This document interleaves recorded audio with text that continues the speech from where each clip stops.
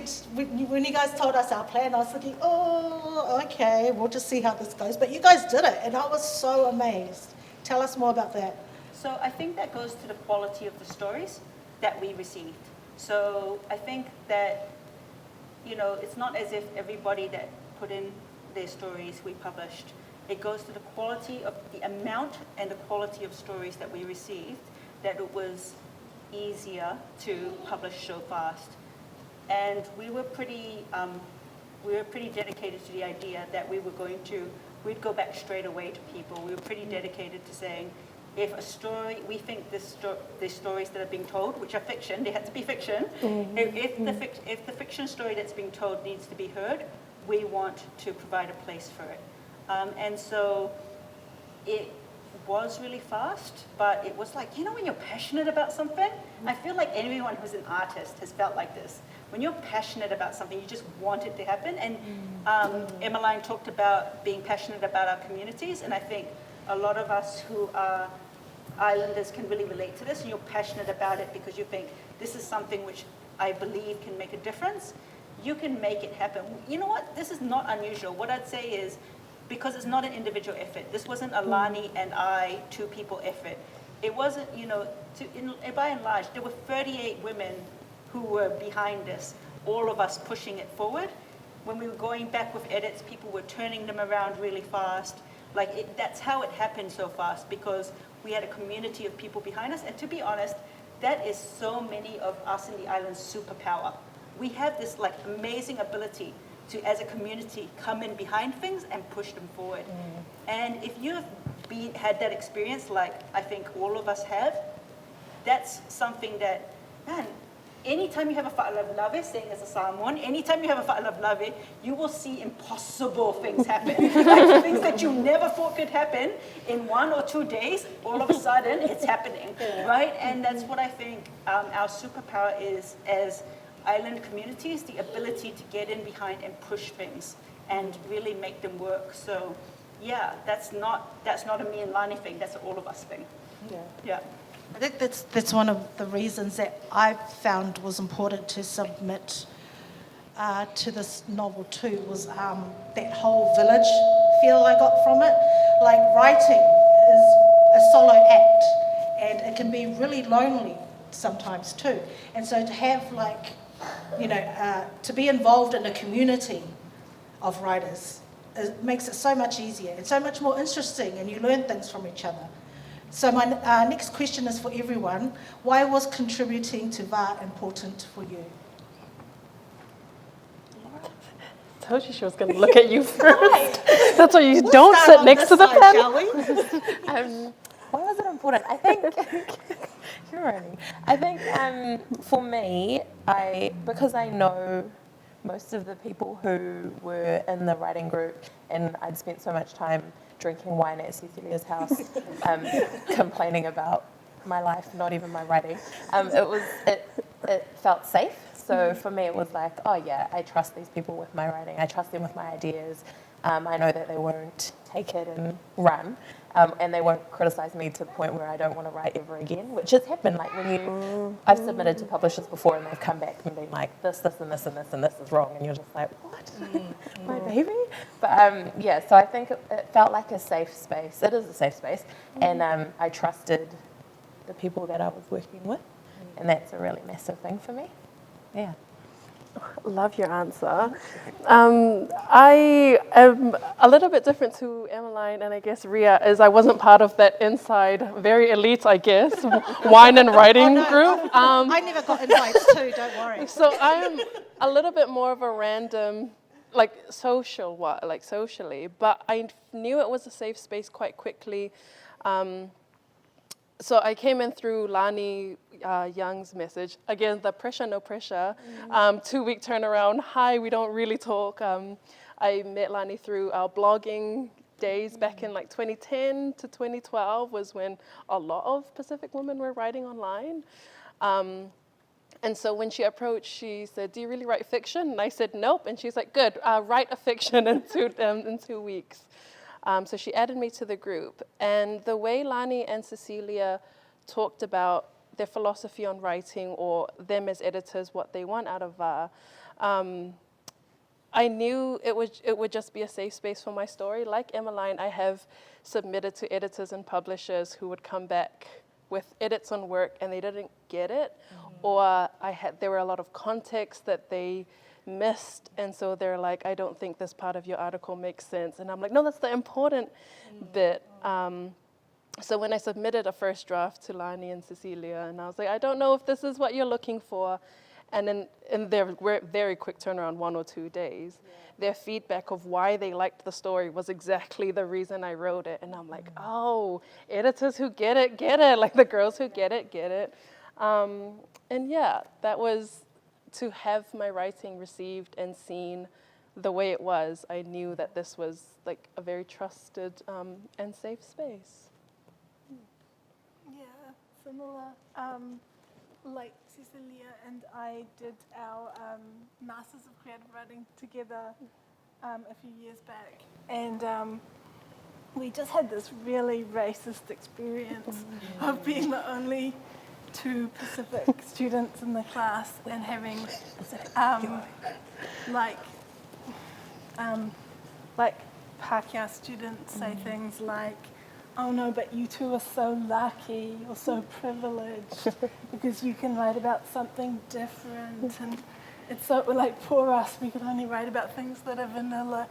And I was kind of like, oh yeah, but actually there's this whole context of colonisation, this whole context of New Zealand's racist history and la la la la, and tried to like talk to them about it, and was totally shut down by the American teacher who was like, no, just talk about aesthetics, like told us like not to talk about it.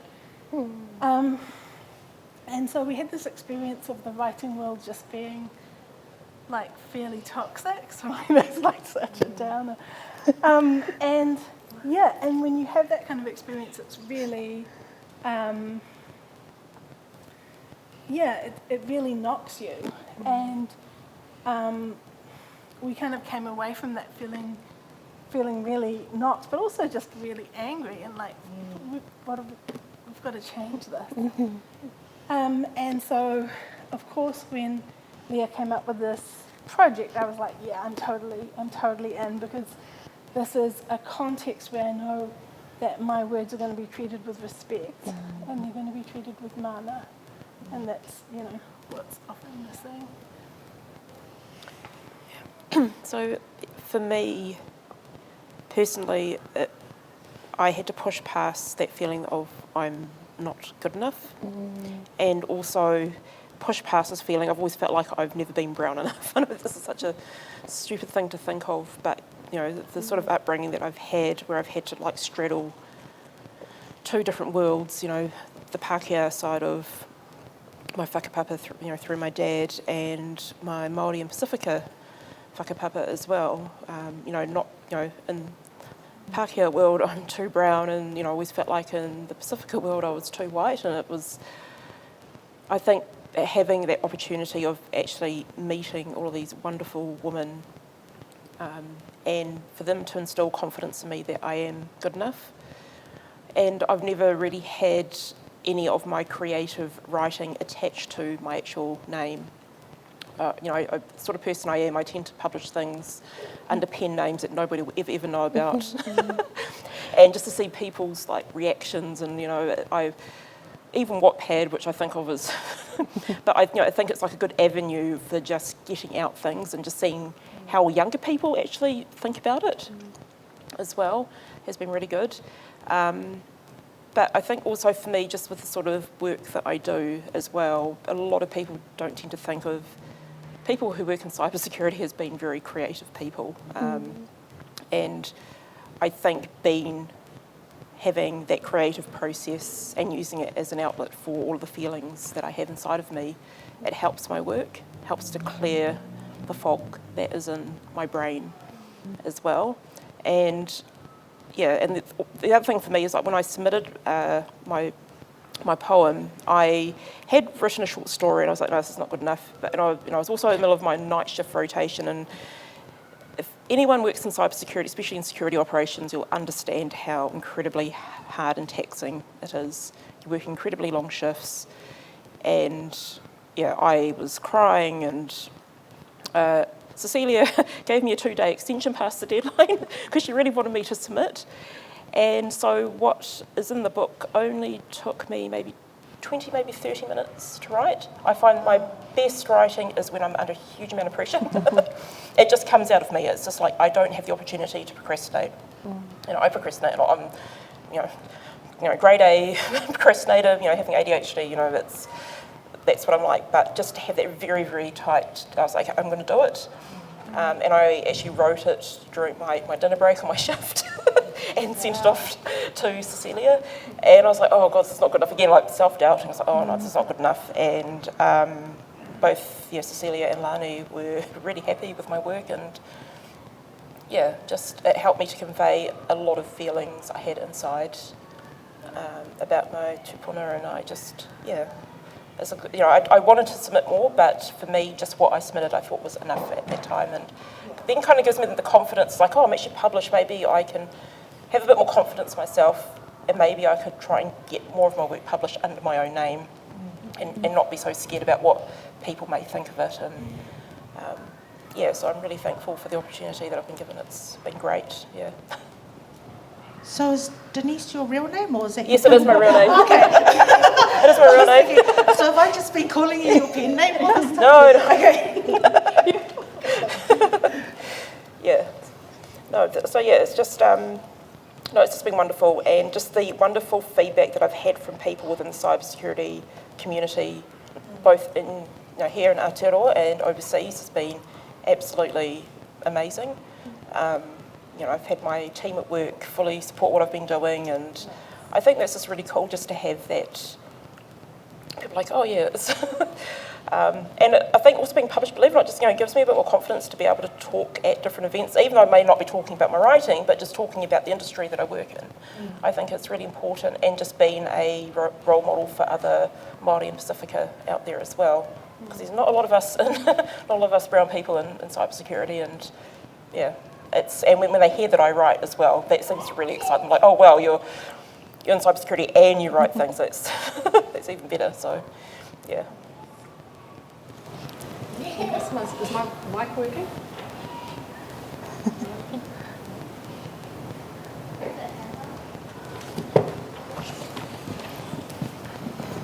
Thank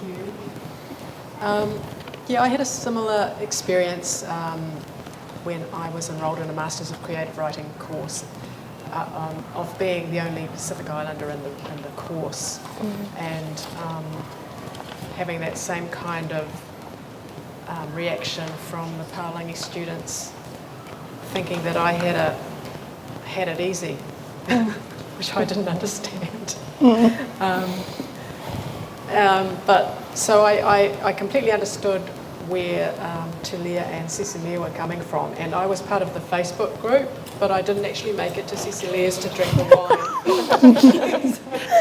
I did see There's still time. I saw the messages coming through, but when Sisilia and Lani put out this call for submissions, and I saw that there was a 2-week deadline, and when I read what they were saying about what they were trying to achieve and the philosophy behind what they were going to publish, I just felt really excited, and there was this kind of buzz. I could feel this buzz from the other side of the computer, and I just wanted to be part of it, and I didn't want to miss out on that FOMO. I love FOMO. FOMO is Yes, it was very useful, and the fact that there was such a short time frame for submissions. I've never seen anything like that before. Yeah, it was just so unusual. I thought, this is incredible that these women are doing this, and I am going to be part of this too. And it just shows how much we have to say, and the fact that, I've had publishers say to me, I don't know if there's a market, like you were saying, I don't know if there's much of a market for this, and I don't know if there are many Pacific writers, but this just proves that that's so completely wrong. That there's so much talent in our community.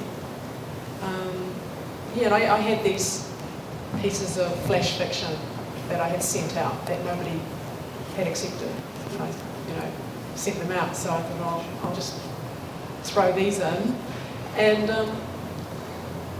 Sisilia and Lani said yes to them, and I was like, yay, I'm part of this amazing project.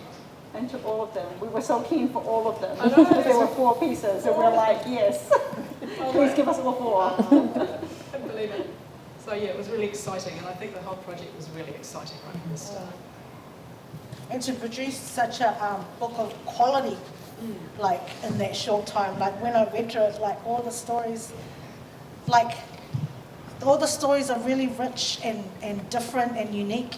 And even though I'm a Pacific Islander, I still, because it was like from women right across the Pacific, I still learned new things about, oh right, I didn't know that about, that island and things like that.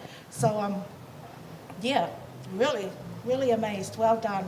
Yeah, I want to say something about that because I feel like someone's mentioned colonization, but I think it's an important thing for us to think about because often we're like divided in different ways. So people are like, oh, Aotearoa, like Maori is somehow different from Polynesian. I mean, Maori and Tangata Whenua, they're very important here in Aotearoa, and I acknowledge them.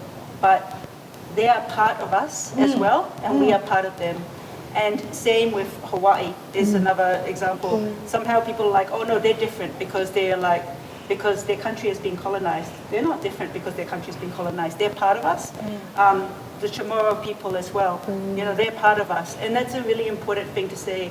We had an Arab Islander, which is a Torres Strait Islander as well, to say, Australia, you're part of us as well. And we don't want to be divided by your Melanesian or your Polynesian or your these other things that other, I guess, anthropologists have put on us. We ourselves can recognize that we are women of the moana, we are people of the moana, and we can be community to each other. Yeah. And we don't need to hold ourselves apart or to have people to continue with those sorts of ideas. It was really, I think, important for all of us in the group to say, actually, all of us who are part of the moana and are indigenous to the moana are part of this conversation.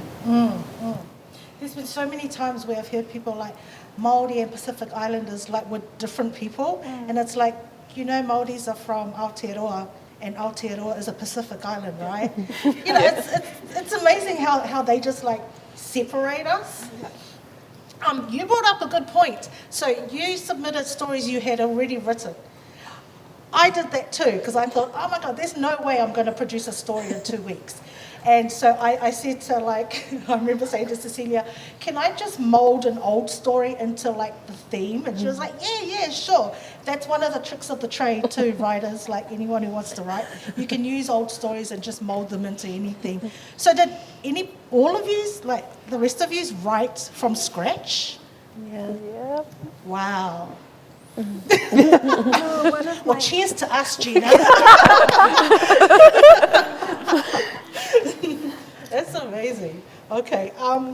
Anyway, next question. Just wanted to ask that. Okay. The definition of va. I was confused by this when it first came out, so I'm going to read an excerpt by Albert Wendt. Acclaimed Samoan writer Albert Wendt has stated that the va represents a space in which identity can be mapped. We each have preferred maps, learned maps, what we believe our cultures, our nations, ourselves were and are. Our maps may be our neighbours' fictions. We read one another through what we believe, through the mirrors of who and what we are. Those maps and fictions are all in the spiral which composes the story of us in the ever-moving present, in the va, the space between all things, which defines and makes us a part of the unity that is all. So I'm gonna, so my take on the va, I think of it as like a wide borderline that's in between different areas, but although it's separate, it's also a bit of those areas as well. It's kind of separate in its own thing, but it's also a part of those those areas as well. So it not only differentiates, but it also brings together different worlds. That's my take on va. So I've asked beforehand each of you to read an excerpt of what you think va is, from one of your stories. We're going to start with Laura. She's ready. An excerpt, right. Okay. You know what, I'll read an excerpt, and the va is a very big and wide and ever-reaching thing, and you can see if this fits in your understanding of it. Okay. It goes, but do you want to talk about, I'd rather not. Another exhale. All right then, I'll let you know when the food arrives. Cool. He backs out. I close my eyes and I don't even hear the door shut. Inhale. You always do this to him. Exhale. He doesn't deserve you. Inhale. He just wanted to know what you wanted to eat. Exhale. You always treat him like trash. Inhale. Why can't you just say what's on your mind? Exhale. You're always making him work for it. Inhale. One day he's going to see that it's not worth the effort. Exhale. He's going to leave you. A very short and little taster for my already short story. But one of the big things for va for me is that it is that space between the two areas. And a lot of that can be understood as the space between you and the world around you, you and the people next to you. But the other really important va is the one, the universe within yourself too, that you are not composed of one single story, you're not one simple person. And the va that I sort of grapple with in this story is between the two main characters that I wanted to do, but I also wanted to showcase the internal va of our main character, and sort of the peace that they have to make within themselves, of all the selves and all the voices in their head. So yeah, that's mine. That was really good. Did you read the email? The va. The va to me is very much Albert Webb's explanation of it being the space between is the definition. But, I also think this the Pacific, all the Pacific, in terms of the oceanic nature of how big the Pacific is, and the space between all the islands is for me the va. So the ocean is the va. The Pacific Ocean is the va, and the space between each island is a va, in the same way that the space between two people is a va, and that space in the ocean needs to be cared for. You know, I know there's this part of the Pacific Ocean which is the furthest place on the planet from land, and that's where NASA and a whole lot of space agencies, it's called the spaceship graveyard, and where a whole lot of spaceships go to die after they've finished their life in space. And I don't know why they do that, because a lot of bits of those spaceships end up on the coast in Fiji, on Fijian beaches. So it's not an empty space, it's all connected. The whole ocean is connected. So I think that you can't just dump spaceships in one area, because that area is not an empty space. It's a space that needs to be cared for because of the connection it has with every other space. And so I think the ocean is really important. And I wrote this piece that I'm going to read has got a lot of kind of oceanic metaphor and symbolism in it. It's called Sandpit. Your kid brother, the accused, stands marooned in the dock, hands gripping the bar, beechwood rubbed shiny. You imagine misty sea-battered headlands, sanded smooth and pocked with caves. Your family is absent, braving the tsunami swamping you all, including the dry drowning victim, your whanau. You question why you're here, bearing witness in this foggy courtroom. Open-mouthed, staring people bob against you. His lawyer dives in, says he is sorry. Spit flies from her lips, adding to the oceanic haze. The Crown lawyer crosses her arms, turns away, utters a cascade of evil, hisses her words like sea spray. The judge sums up your kid brother's case, tells him the crimes he's committed, lectures him, digs deep into the paper dunes piling up across her bench. I sentence you to 10 years in prison with a 6-year non-parole period. His shoulders drop, his chin sinks towards his heart.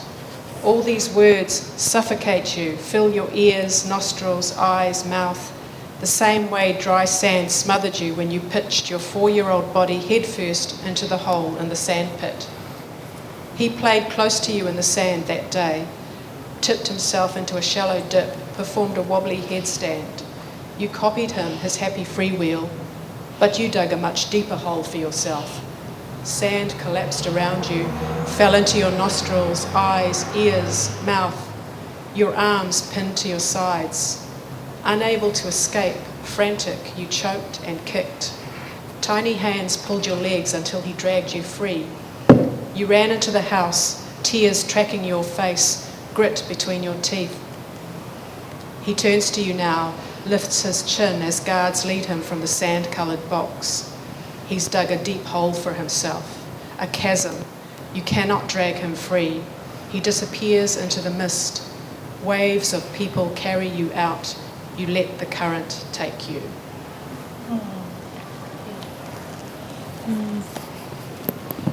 Yeah, so that's what happens when you're a lawyer, I think.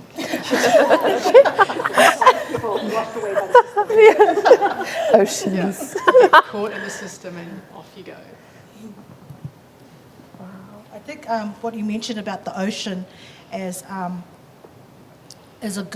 excellent analogy of the VAR, because not only does it kind of separate as in differentiate each island, unique island, it also connects, like especially in the ancient times before planes and that, you know, that's how people connected and discovered other lands, was through the ocean, you know, by ship.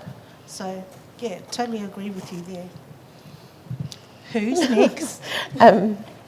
So yeah, I look at the VAR similar to how I look at Modi. So everything has its own kind of life force and everything interacts with each other thing in a different way. So that's kind of how I see the VAR. And obviously in this instance, it's like a Samoan concept, but we all kind of have our own concept of VAR within our own Pacific ethnicities as well. So yeah, in my story is called For My Yada. Yada means namesake, so this is about my nana, who was also called Emmaline. But this little piece, yeah, kind of in my head represents how I see VAR. Her yada was standing in the garden next to the pawpaw tree, Papa's favourite one that would wake them up dropping fresh pawpaw onto the roof over Papa's bedroom sometimes. She was wearing a white singlet, the thin one, with baby powder under her arms, and a brown sulu that said Sheraton, Fiji, in white writing along the bottom. Her cousins worked at the Sheraton, and her uncle played the guitar in a band there. She had been to listen to him play a few times. It was always so much fun. The adults drank grog and Fiji bitter, and the kids got chicken-flavoured potato chips after swimming in the hotel pools. Yada smiled at her. So I think that just that paragraph is like all sorts of VAR all together. So like my yada, my papa, the sound of the fruits that were very, very, something that's like a real big trigger, hearing fruit drop on rooftops for me, and rain on rooftops as well. But yeah, the memories attached to clothing and how that relates to your, like you were saying, all the universes within you, all those sorts of things that trigger all that connection. So yeah.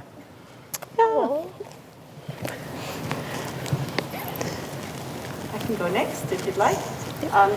Look, I really like what the Samoan Prime Minister Ria Masae said about va, which was that, you know, in Samoa we don't talk about va because it just is, you know, which is really true, because it's like you live overseas and you hear all of these academics speak about things that you live, like your everyday life you live, right? And so that is really a very different thing when you come over and all of a sudden academics are speaking about things which are part of your everyday life. And so in a way, va was a little bit of a play on that, or like was supposed to be kind of a cheeky nod to the fact that this is something that actually people live and is our lives, as opposed to something that academics should quantify on.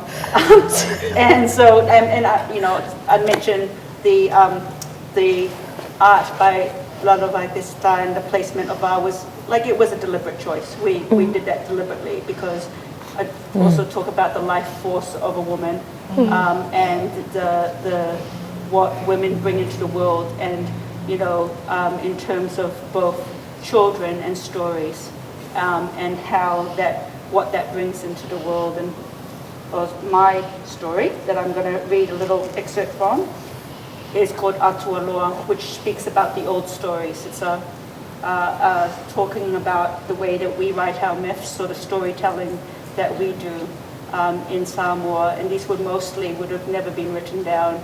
And the way that we make myths ourselves, you know, we are original storytellers and creators of myths. So that's a very deep part of ourselves, like the Vaias. So Toailoa. The old ways are not easily forgotten, no matter what people think. The old ways are not dependent on these ridiculous humans.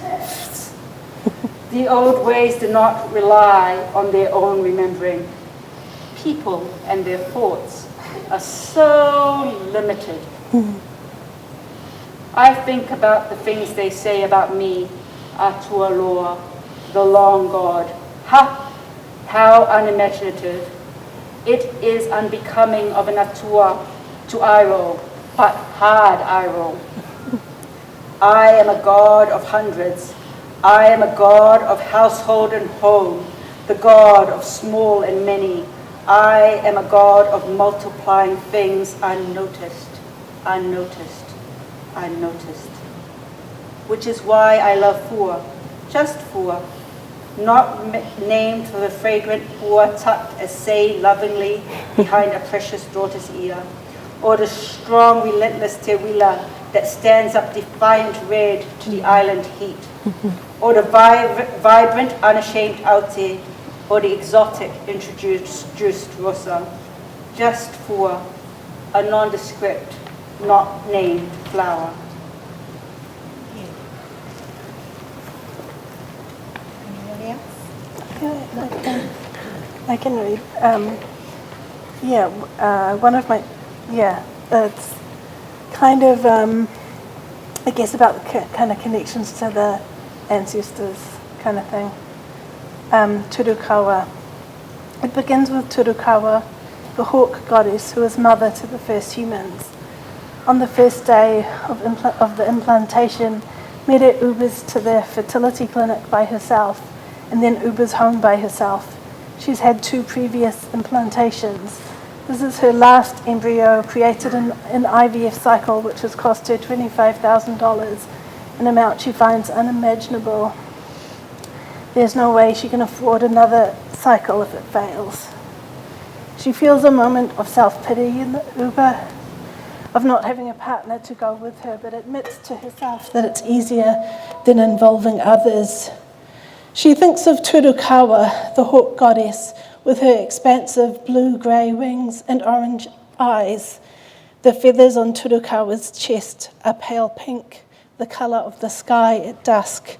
In the forest, you can sometimes hear her distinctive call.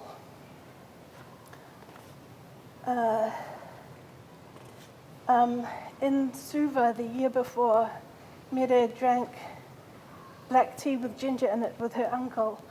We have a curse in our family, Uncle says, eyes twinkling. A curse, says Mere. She cuts her dalo with a plastic fork. A lot of women in our family don't marry or have children. She says non-committally. She doesn't want to go there with him. I think the reason why you are not married or have children is because of the curse, he says. True story. That actually happened. Yeah, you can only laugh. So basically, Mere waits for the news. She gets a call in the afternoon while she's standing in the garden. The Scottish nurse sounds upbeat. Hi, Mere, how are you? I've got your test results. Mere waits. Mere registers that it must be good news because the nurse sounds so positive. I'm good, thanks, she says numbly. It's not good news, I'm afraid, says the nurse. The blood test shows that you are not pregnant. Mere is plunged into another bodily state, suspended above her own body. She cannot yet feel the grief she knows will come. Some psychic force field is holding it at bay. It is a warm night, and Mere walks down the road to the small reserve where she often reads. Moonlight falls through the silhouettes of Nikau and Ponga. She sits in the empty field. Alone in the dark, she can feel the shape of the loss pressing inside her. She can feel the full weight of her uncle's Tālanoa. She feels cursed, physical pain in her chest. Tears stream down her face, rough as cyclone seas. The immensity of this tiny loss. Mere thinks of Turukawa, her piercing talons and eyes. She remembers how Denge found Turukawa missing and raised the human children without her. The truth of Turukawa was that she left alone. She imagines Turukawa, a solitary hawk, rising into the clear sky. Beautiful. Thank you, Tulia. Did you want to go to me, Sonman? Yeah, no, when thinking of you talking, about space in between, but this is where I get really nerdy and geeky. If you know what I'm like, I'm really into quantum physics and quantum mechanics. Everything is entangled and connected in the universe. There's this wonderful concept of you could have like two subatomic particles, and you could have them at opposite ends of the universe. But because there's that connection, that quantum entanglement, it's people. We're always told that nothing travels faster than the speed of light. But information between two particles in the universe that could be trillions and trillions and trillions of kilometres apart from each other will instantaneously know the state of the other. And so whenever I think of like space, people think it's like this big vast thing. It's actually not that big when we actually think about it. I think that kind of blows some people's minds when they think about it. And so when I wrote my poem about Va, I was thinking of one of my tupuna who came to Aotearoa and her story and why I'm here. And so it's, when I found out about my Hawaiian whakapapa, I was like, oh, wow, that is really, because, there's this, you talk about how people say, oh, if you're Māori, you're not Pacifica, but we are Pacifica because we're part of the Pacific, that's who we are. But just knowing the story of how my Hawaiian tupuna came to Aotearoa, I think is really cool. And I'm actually going to read the whole poem, if that's okay, because I think the whole poem itself embodies Va. I think that's when I was writing it, in the middle of my night shift rotation, and I was so tired and I was crying, and I thought, okay, this is a way to get out those feelings in this poem, which is why it took me such a short space of time to write. I think Sisilia was pretty impressed how she told me, I'm going to give you 2 days, and I was like, here we go, here it is. I think it was like an hour after you sent me the message, and I was like, here we go. Yeah. So my poem is titled Hininuka, which is the name of my tupuna. I do use a mix of Māori and Hawaiian in in my poem. Ma kupuna hininuka, hair dark and wavy, tongue accented with oahu, a child of only 17, with babe in arms and husband away, in a foreign land, but not foreign at all. Kuia cradling you while you cradle your own, faces that remind you of your ohana, but tikanga, not of your own. Kupuna, tupuna, tipuna, you share the same. Waka haurua made a home here. Your canoe to this foreign place was cold, destitute, unwelcoming. Your husband with his alabaster skin and Yiddish ways. Your belly swollen with the ache of love forbidden. Jane is what I will call myself. My husband will call himself John. Kao, hininuka, hine. The kuia say, you are one of us. Kupuna, tupuna, tipuna, we share the same. Hone, you shall call him Hone. This child of yours, hair dark and wavy, skin like alabaster but golden when loved by tama nui te rā. Why does he sound like one of those haole, his reo speckled with oahu and tangata whenua? He's going to marry a Māori girl, a chief's daughter, her hair dark and wavy, her skin golden like rā. Her reo, haole, tangata whenua, maturanga Māori, love. Kupuna, tupuna, tipuna, they are the same. You see her in your dreams, this child of 17, her dark and wavy, her skin golden for rā. You reach out, but space and time deny it. She sits there drowning in her darkness, crying out for hininui tipo, screaming out for rohe. Oh, sweet moko, I am here to cradle you. Do not jump off. Rā iatea is not ready. Your tiare apetahi still forming. Her reo filled with pain and whakama. I am not Māori, she spits out. Kānaka, Māori. Kai kamehine moana is who you are. Fiery like Pele, born of her. You weave a kete of aroha, discovery and acceptance. You put it on a waka hope, haurua, and set it out onto the moana. Over time and space, it will reach her. Kupuna, tupuna, tipuna, I am her and she is me. Thank you. So I've already asked, why it was important for you to submit to VAR.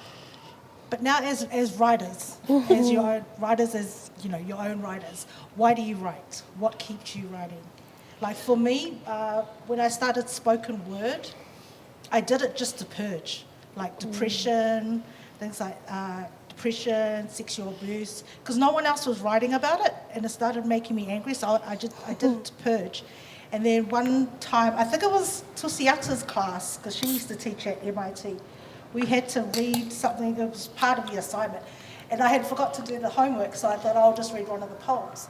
And then even at open mics, people started coming up to me, and surprisingly, most of them were Palangi, not Pacific Islanders, and they would say, oh, you know, things like, thank you for you know, saying things that we can't speak about, that for whatever reason.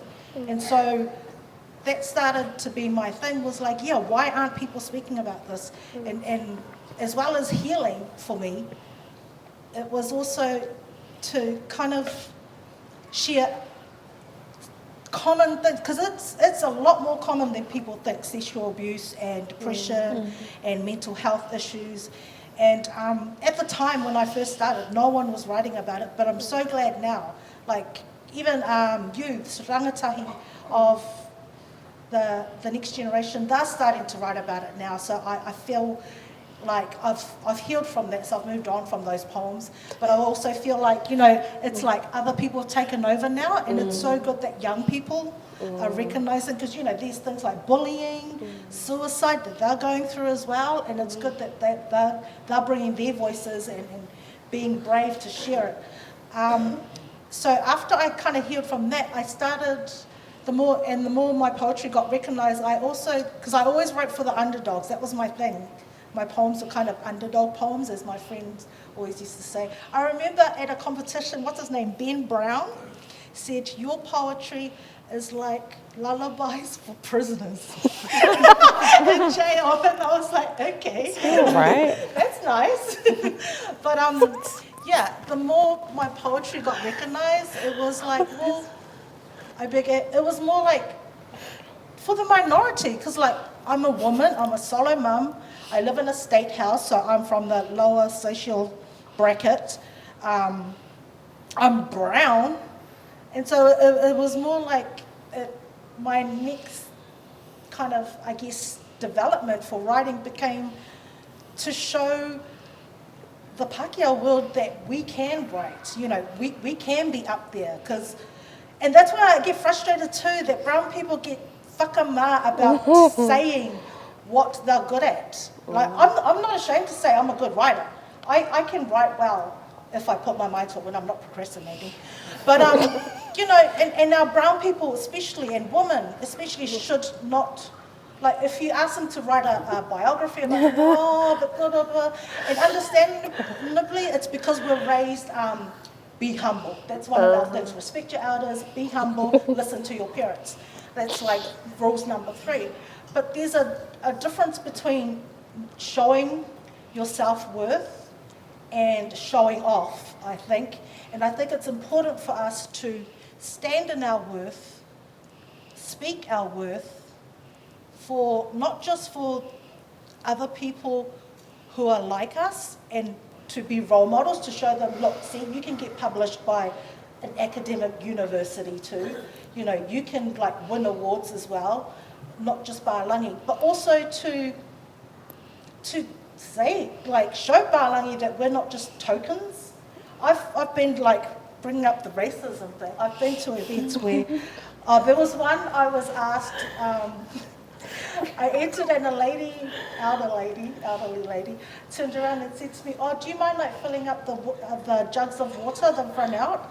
And I turned around and I said, "I'm not catering staff." And she said, "Oh," and I said, "I'm the guest poet here." And it was things like that, you know. And then when she heard me read, I remember I kept eye contact. And I'm lucky because I've got like spoken word experience, so I know how to give gusto and things like that. And I'm like, you, blah, blah, blah, blah, blah. And I remember walking off and she was just like, oh, and I walked past like, yeah, that's right, girl. You know, we have to, but the thing is how we have to prove things like that and smash those stereotypes. That's another reason why I write. But I'm taking a break because the more I got discovered, like the more I got published, the more I began writing for an audience. And I want to get back to writing for me, because then it doesn't feel authentic. But anyway, your reasons. Thank you for the question. Your reasons for writing person, like, what keeps you going? What keeps you at it? Personally, I write best when I'm angry at something that's happened. Yeah, It's so hard to write. I've never written a happy poem. Neither. I'm waiting for the happy poem. I think this is like my happiest piece of writing ever. So most of my stuff I write that goes out into public forums are, like I said, opinion pieces, and they're usually based in anger. But I remember, I don't know if it was you, Lia, or Lani, when you were encouraging me to write the story, I was so excited afterwards when you were like, yay, it's been accepted. I was like, oh, thank God. And then I think it was you who was like, imagine your children's children who pick up the book and you're no longer here and they get to hear your words. And then I was like, oh yeah, I'm just going to write for my family now. That's it. Yeah. So from that point on, like everything I wrote was so that everything I have written from the end of last year to now has been so that my kids will see it at some stage eventually and be like, yo, that's like my tupuna. Like you, I think I started writing to purge emotions and thoughts. I mentioned the blog that I started when I was a teenager, and I had teenage angst like many people. It gets complicated with racism, it gets complicated with sexism. But I wrote because I didn't want to keep the ideas in. I didn't realize though when people read them, and I guess the most heartwarming feedback I get is when someone says, oh my gosh, like I have this experience too, or you've articulated thoughts or experiences that I've been like you, Ria, you talk about things that other people are too ashamed to maybe talk about. And so writing became both those reasons. I'm trying to balance the tension so I maybe don't have to take a break of I want to make sense of the world around me, or my thoughts or my reflections on what I see and what I understand. But also I write and publish, and as whakama as I am to have people read my work and compliments, I do actually hope that my work can be a source of connection, either between me and the reader, or if someone picks up something and they share with someone else, like, do you go through this as well? Or even a point of connection, like, thank you for showing us a new experience. I think writing is such a beautiful space for ideas and people to come together, whether it is me, writer, reader, audience, or us as just readers of the rest of the stories, of being able to share experiences. I love stories for that reason. Yeah, I definitely write to process my emotions about things. I just write about whatever hard stuff comes out. I think that's kind of an interesting place to kind of sit in, and I feel like I've gotten good at sitting in uncomfortable places. And like with the story for this, because our cultures talk so much about mothering and having children, and that's such a big part of what we talk about, and that's such a big part of how we see ourselves, it's so important. I was like, okay, well, I've had this experience and it's hard for me to talk about it with other Pacific women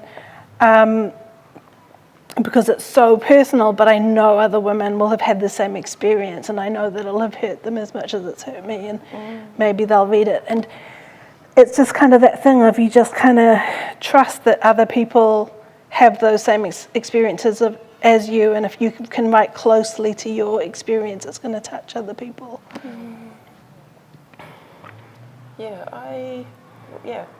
Kind of similar. I use writing as a way of processing whatever emotions I'm feeling at that time, but also just because I am an extremely opinionated person. If you follow me on Twitter, you'll know just how opinionated I am.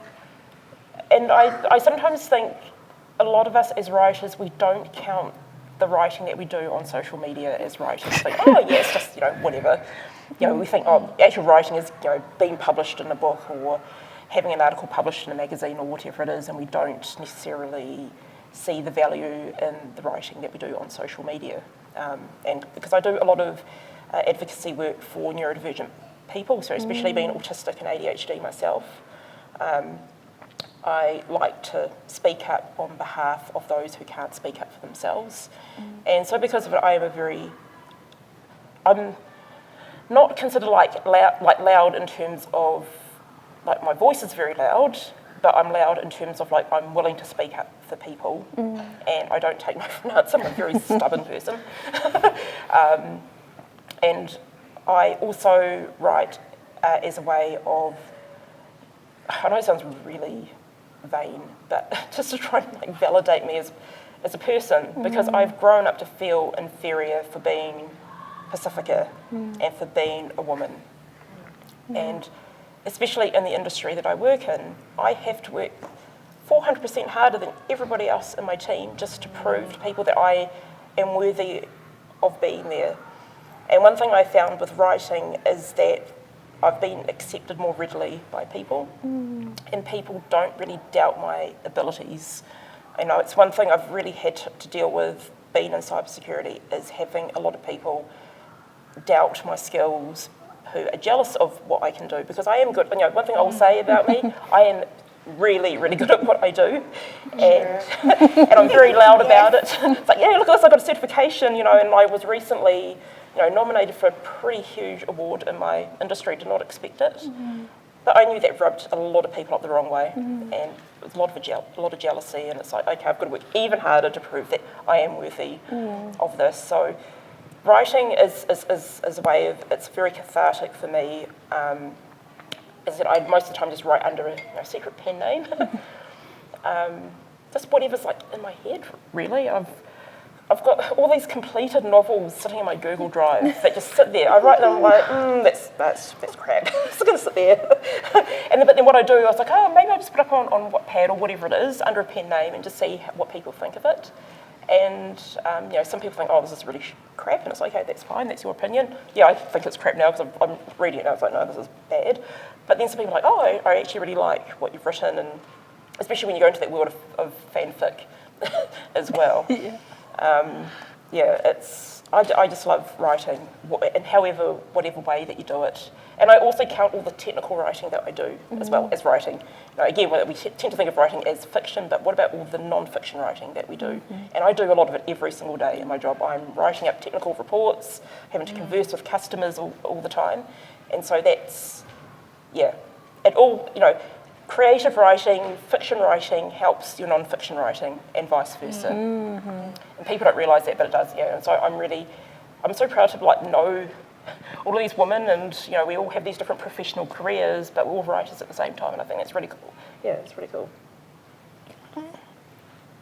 Look, our people are storytellers, and have always been storytellers. So I was published at maybe 13, like in school journals, New Zealand school journals, etc., in other types of anthologies, actually. I got my start in anthologies from different universities and different things from when I was very young. And when I was about 16, I went over to Savaii with some other writers because I think the Samoan government, which is really interesting because I have a very different experiences growing up as a Samoan. So I grew up in Samoa where, number one, there are not many of us who are humble. And maybe number two, I wasn't a minority. In Samoa, all of the Prime Minister is Samoan, the doctors are Samoan, the lawyers are Samoan. The expectation is that you will be Samoan and you will succeed. Like, that is the full expectation growing up in Samoa. So it's a very different experience from growing up in a country where you're not. So really, my full expectation of my life was always going to be success.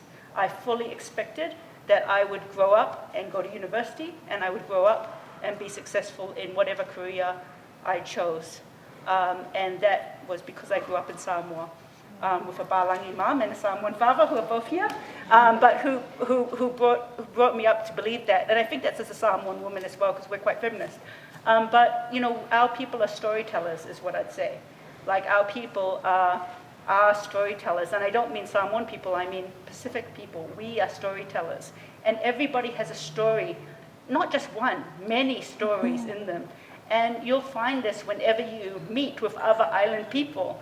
One of my very good friends, Anita's here, and we're on a course called Moana, and it's so amazing when we're together because we have these amazing storytelling sessions where we, talk about our lives and about the stories we've got. And the good thing about fiction is it's this, fiction and poetry both, they're a very safe space to talk about intensely personal things to you that you have happening in your life, that are happening in many other people's lives as well. And you can talk about these things in this safe space, so you can explore those feelings in a safe space. So I feel, it's really incredible hearing every time I'm with, it's so amazing to be part of this large community of writers. And as I say, I think we're all storytellers, so I think that's actually all of us. But to be in part of this large community of storytellers talking about, I think the question should be the other way around. Not why do you write, but why don't you write? For all of us, why don't you write? Because actually, these are the stories, we all have them. And it should be, why don't you? Because this is an amazing way, as Emmaline said, it was me who said that to you. I am a mother of 2 children, but I'm not only a mother, and I don't want my children to only experience me, or people to only experience me as a lawyer. As an example, I'm also a lawyer, or as a lawyer, or as a mother, or as a particular thing. I want them to experience me in all of who I am, and the ability to write fiction, which I think we all have, is the ability to speak from your heart about who you are. And I think that that's an incredible thing. So I think it should be not why do you write, but why don't you write? Why don't all of us write? I agree with that. When I started writing, I would have been 4 years old or whatever. And it was because of my mother that I wrote, because my father was a lighthouse keeper. So we lived in this really remote place called Farewell Spit. And my mother's Fijian. My father is Kaiwalangi. Yes. And he was a lighthouse keeper, and there was no school at Farewell Spit, so I had to do correspondence school. And my mother, my Fijian mother, taught me how to write. So I just thought, this is just a normal thing that you do. People write. I never thought that there was anything else that, I didn't think it was something that you didn't do. Like you're saying, I thought it was just something everyone did. And it became this way of expressing emotion for me. And I wrote all the time because my mother had taught me how to write and she drilled it into me. And she had gone to a convent school in Fiji, so the nuns had drilled it into her. So, I didn't understand that anybody else didn't write, like you're saying. And it became this way of expressing emotion. And when I started going to school in Auckland, I just kept writing, and the teachers started saying things to me about these things I was writing, which I thought, well, what's wrong with it? And they would praise me for my writing, and I just thought, well, yeah, like everybody writes, what's the big deal? But it came from my mother. It came from my Fijian mother. And it came through my Fijian ancestors. And we are storytellers. And I just think it's something that we all do. And we all do it as children. We're all taught this colonised process of writing. We have other ways of storytelling in Pacific communities. We have storytelling through Tātau and through song and through weaving. And this is the colonisers' tool, the English language and writing. And we just have run with it. So we keep going with what we know how to do, just to tell a story in this other medium. Just looking. Thank you so much for that. So I know. You I'm just like sitting that. here like, talk more. It's like, I'm so into this. Okay, questions. Q&A time. Does anybody have any questions that they want to ask? Or does anybody were there any questions from online? I forgot this. Oh, and Nika's got one.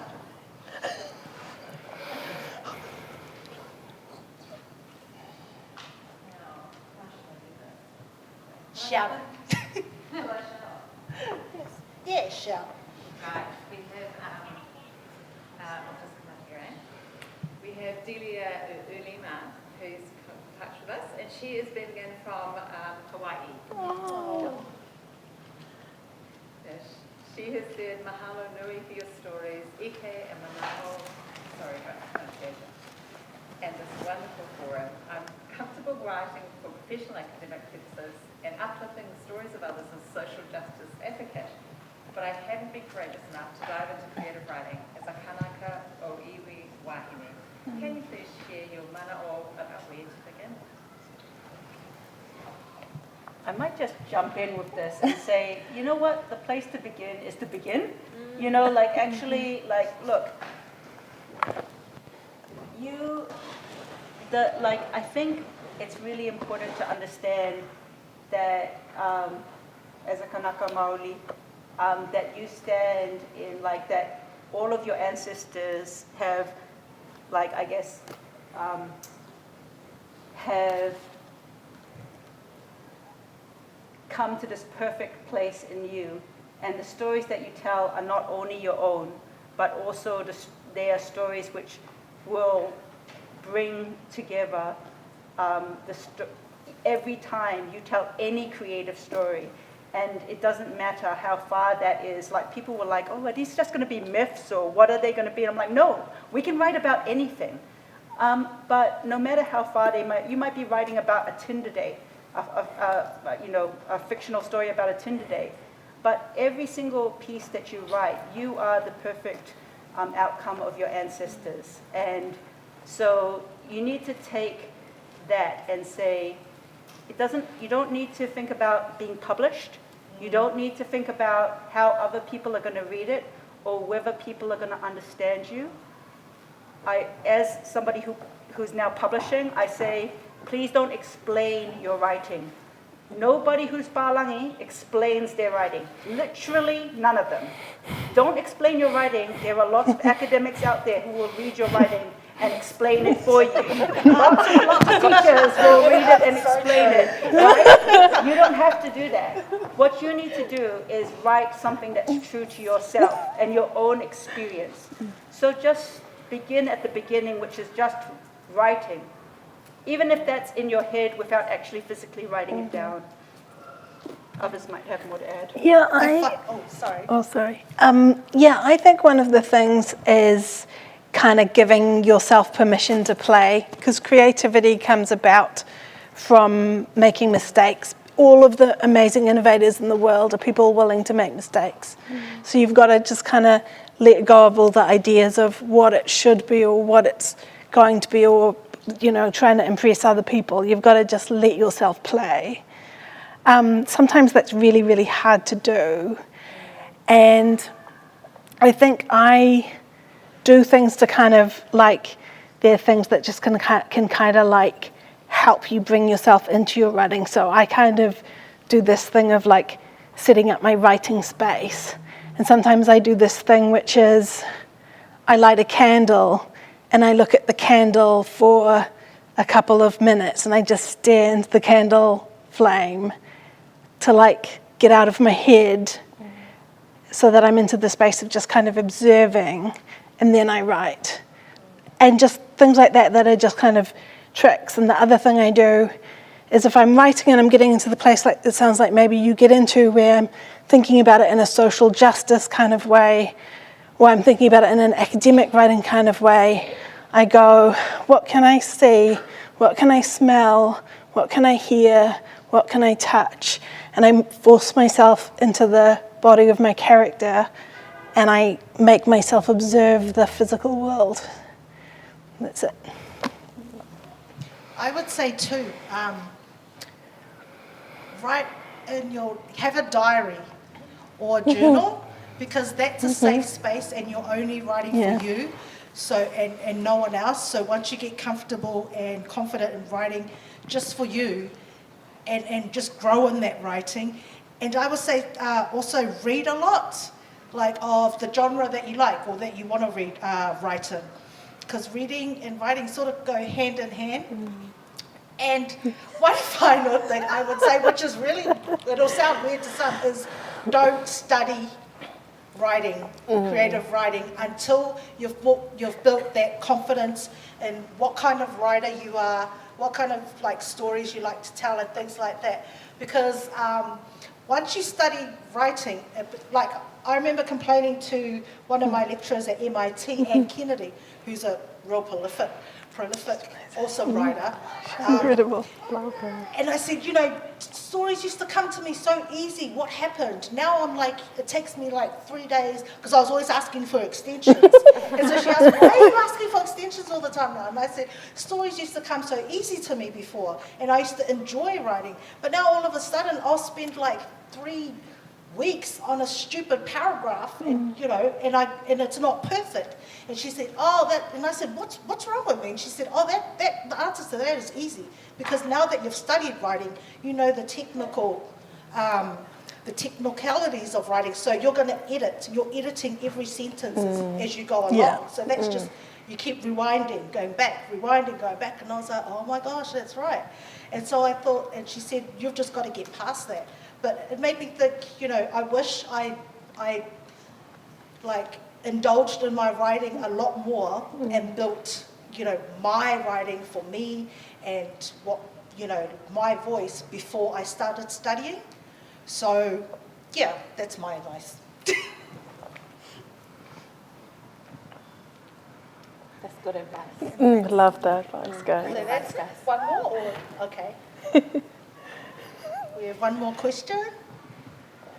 Right. Hannah has come in and she said that dynamic on the couch is pure gold. Yeah, ladies. She is so glad to be in the virtual company of such companionship, genius, and interwoven solidarities. Oh, thank you. Now she has a question. She says, in the age of social media and cheap dopamine, her attention span feels shot to bits. I think we can all relate to that. What are your ways for making space for writing? And do you just lean into the last minute spree that procrastination?